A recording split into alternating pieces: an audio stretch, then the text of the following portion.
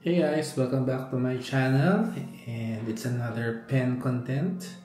Today we will be unboxing, or nawala na siya sa box niya. Wala naman siyang box to start with, dumating na plastic lang siya. This is the Jinhao 82 mini fountain pen, and the color is is called Goldstone. So this is a branded Chinese fountain pen, guys. So actually, I'm surprised na it's very well built. Well built pala. It's made well built. And ang ganda rin yung tingnan. So parang cream colored yung cap, gold yung clip. Ayan, tapos meron siyang parang band na may pattern. It reads Jinhao. Ayan, Jinhao talaga siya. So branding talaga niya. And then parang merong marble design here, but it's just made of plastic pa rin. And the nib looks good. Ayan, combination siya ng silver tapos parang may gold na plated. Nakalagay, it's Chinese, Jinhao, and EF, so extra fine siya. It comes with its own, maganda yung converter niya, piston. Ayan, pero natatanggal pala siya. Ayan. Ayan, so iniikot. So you need a kumbaga bottled ink to use this. Pero fortunately, international size long siya. So madami ako stock na ganito. Ganyan, magka-length siya.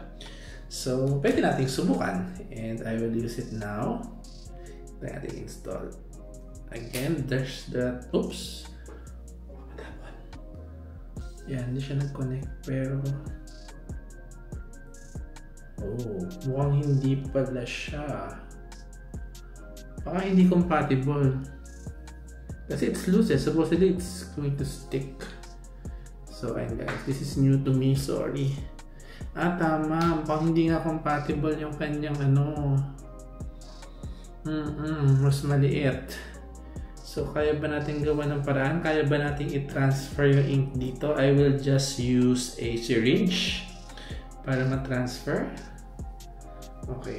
Let me pause the video, guys. I'll be back. So, I'm back, guys. So, we need a tissue for this kasi baka magkalat. So, basically, hindi international size pala. Mas maluwang siya. Or mas masikip, kaya pala ito loose nung kinabit ko. So another way, buti na lang, ulit to. So we have a syringe. So we will try to transfer the ink. Pero ang best way talaga is just use a bottled ink and use this converter. Piston converter. Ayan, so this is water based. So yeah, hopefully it will work.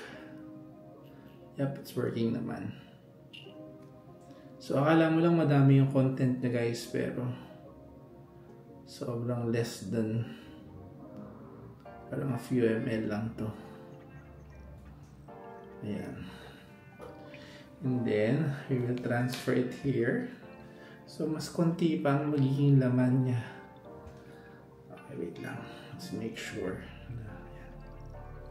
So, mas konti pa pala yung magiging laman na guys. Ayan, this is just for the purpose of masubukan natin. So, this is one way of refilling inks. So, you can use yung mga kumbaga cartridges talaga na gamit na and just refill it like so. Ayan. This is dangerous guys. This is sharp. Usually ginagamit blunt needle. And then we can hit it like this, like that. And we just let it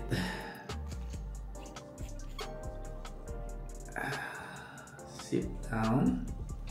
Hindi ko sure ngayon kung mape-preserve ko to or tapon na because magda-dry out to kung hindi siya sealed properly.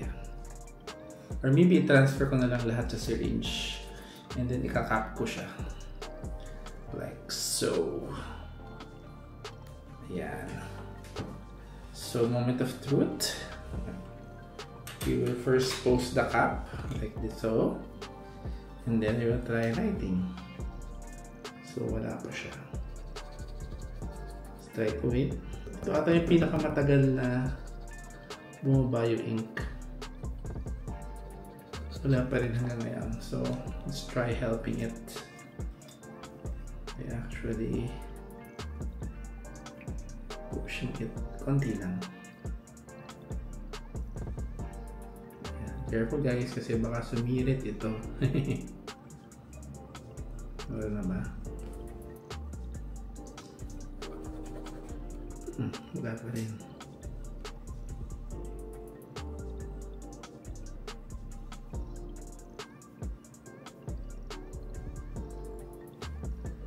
I understand. Kasi nga, ideally kasi nakalubog siya.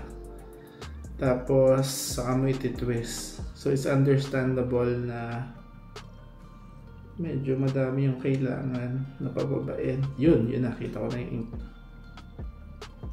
Okay. Hindi pa rin siya bumababa. And there you go, finally. So, ayun guys. Kapit muna natin to.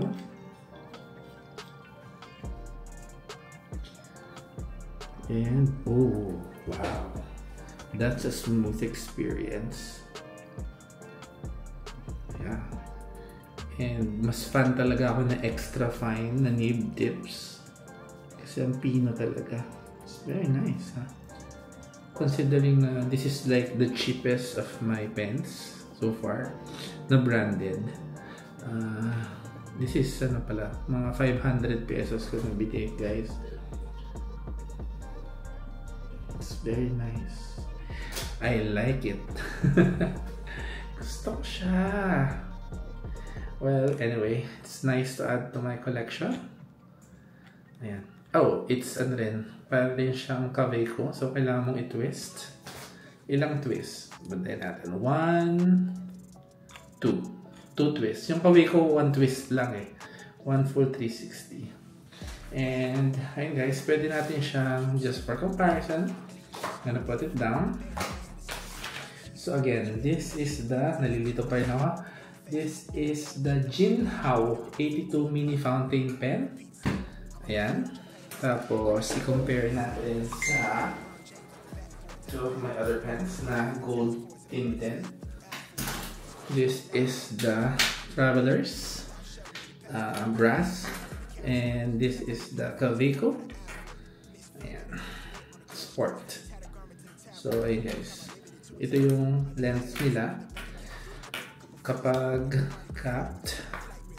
And this is yung lens nila when it's posted. Compare it. So far, lahat po ito ay pocket pens. So, they're supposed to be very portable. And, surprisingly, pinakamahaba pa rin yung ano, itong Travelers brass kapag posted. So ayun guys, this concludes the new pen day unboxing ng Jinhao. What's the number again? I always forget. Jinhao 82. Yan, siguro para matandaan ko 1 year after me kasi 81 ako. Yan, mini fountain pen. This is in gold stone and nakaka-confuse if you're need to twist it or just snap it. So, itong dalawa kasing ito tinitwist, tapos ito sinasnap lang. So, again guys, this is Doc Neo. Thank you for joining me in my fountain pen and Traveler notebook coming soon journey. If you have questions, please just write it down below. I'll try to answer all of them. And again, please do subscribe. Hanggang next time, mga techies. Bye-bye. No, I really can't complain.